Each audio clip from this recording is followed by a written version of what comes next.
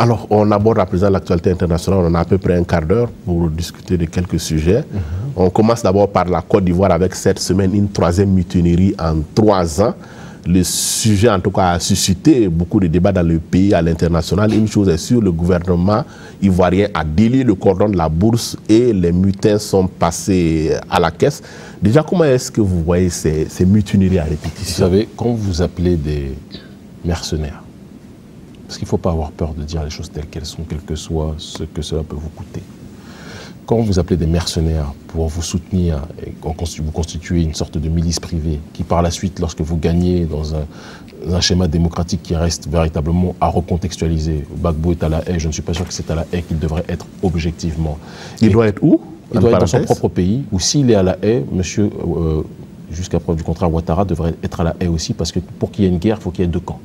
S'il y a une entité qui est simplement l'entité agresseuse, ça ne se serait pas passé de manière aussi justement complexe. Il y a eu 2 camps qui sont opposés. Il y a eu un camp qui a été soutenu par la communauté internationale, et quand on dit communauté internationale, on parle de l'Occident, et un autre camp qui n'a pas été soutenu par la communauté internationale parce que peut-être qu'elle était dans une démarche de prioriser les intérêts de la Côte d'Ivoire. On peut débattre de la manière dont il y a quand même des victimes et des bourreaux. Qui définit dans l'histoire ceux qui sont les victimes et les bourreaux, ceux qui ont le pouvoir? Je ne sais pas si vous allez souvent en Côte d'Ivoire. Moi, je parle beaucoup avec les Ivoiriens. La notion de bourreau qui est vendue par France 24 n'est pas forcément la notion de bourreau qui est ressentie par la population. C'est beaucoup plus complexe que cela. Et la preuve, la matérialisation de ce que je vous dis, c'est qu'aujourd'hui, ces mutineries qui se présentent sont dues au fait que ces mercenaires qui ont été payés par le camp de Alassane Dramane Ouattara sont des gens qui ne sont pas venus pour l'intégrité de servir le pays. Généralement, quand un militaire, quand quelqu'un s'engage dans l'armée, il s'engage parce que sa volonté est de protéger le pays, quel qu'en soit le prix, quelle que soit même la manière dont il peut être payé de manière générale. Mais les gens qui sont ici sont des gens qui ont eu l'impression de fournir un travail. Ils devaient être rémunérés à la hauteur du travail qu'ils ont fourni, parce que ce sont des seigneurs de guerre. Certains, quand même, ont payé le prix. Si vous permettez que je termine juste mon propos, sinon vous ne pourrez pas me comprendre, ces derniers-là étaient les seigneurs de guerre, pour bon nombre d'entre eux. Tout le monde le sait aujourd'hui. On peut faire comme si on est au courant de rien, hein, mais je pense qu'il serait malencontreux de ne pas reconnaître cette réalité-là. Et ces seigneurs de guerre veulent être payés pour ce pourquoi ils ont été engagés. Chose qui est totalement légitime. Ils ont été employés, ils veulent être rémunérés. Tout le monde veut sa fiche de paye à la fin du mois pour lequel il a travaillé, vous comme moi. Donc à partir de ce moment-là, les mutineries sont dues au fait que les gens qui ont coopté cette armée-là, entre guillemets armée, n'ont pas tenu leur parole par rapport aux rémunérations qui étaient données. Et cela nous donne un indice sur le degré de moralité et de patriotisme des entités qui sont présentées ici. Il ne devrait pas avoir autant de mutineries pour des gens qui sont censés servir leur peuple. Mais peut-être que ce n'est pas leur peuple qui servent. Là où ils se servent du travail pour lequel ils ont été payés, et ils voudraient, ou pour lequel ils ont été engagés, pour être payés, pour accomplir un certain nombre de choses après.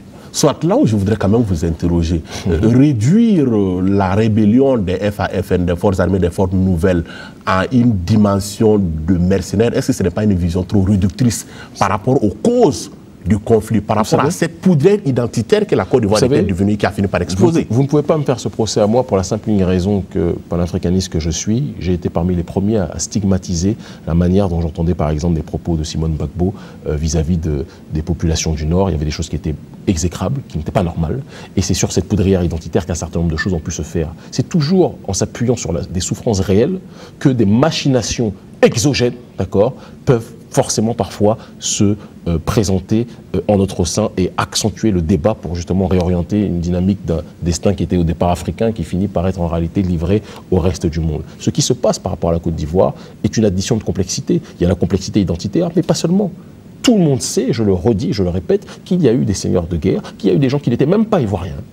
Il y a des gens qui n'étaient même pas ouest-africains, des gens qui n'étaient pas burkinabés, qui étaient d'autres contrées, qui ont été engagés.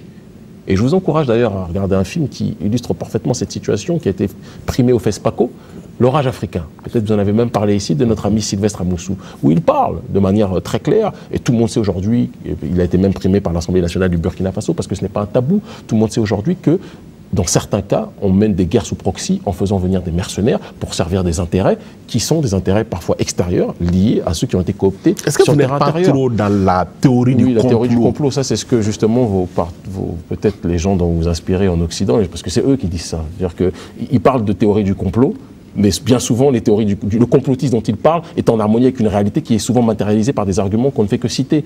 Il y a un moment où il faut être capable, ce que vous appelez théorie du complot, d'autres appellent ça du courage. Il y a la lâcheté de ne pas être capable de mettre un nom sur un certain nombre de problèmes. Et ce n'est pas en fuyant les problèmes qu'on va être capable justement d'avancer et de reconstruire ensemble. Nous voulons la paix en Côte d'Ivoire. Pour qu'il y ait la paix en Côte d'Ivoire, il faut qu'il y ait une justice sociale qui soit faite. Il faut que les prisonniers politiques d'un camp qui a été taxé par la communauté internationale, que vous considérez, et visiblement peut-être que vous êtes d'accord avec eux quand vous dites les bourreaux, c'est France 24, c'est Israël 24, c'est CNN qui a dit bourreaux, mais la réalité africaine pense profondément autre chose, y compris des gens du Nord qui disent que la manière dont les choses sont gérées sont très différentes de ce qui est énoncé par la communauté internationale, qui en réalité n'est rien d'autre qu'un amas de quelques nations qui voient dans la Côte d'Ivoire une région, une zone du monde, du continent africain, sur laquelle ils peuvent se servir sur bon nombre de points. Donc, je le dis, je le répète, M. Ouattara est un agent de la finance internationale depuis très longtemps. Il a travaillé au FMI, si je ne m'abuse, avant d'être ce qu'il a été. C'est quelqu'un qui sert bon nombre d'intérêts exogènes et c'est pour ça qu'il a beaucoup de problèmes en réalité sur le terrain de l'acceptation endogène de sa politique, que ce soit sur le continent africain de manière générale et même en Côte d'Ivoire. La nation ivoirienne est extrêmement morcelée. Ça, c'est pas du complotisme. Il suffit juste de prendre votre billet et d'aller voir là-bas, vous vous rendrez compte que ce que je dis est complètement réalisé.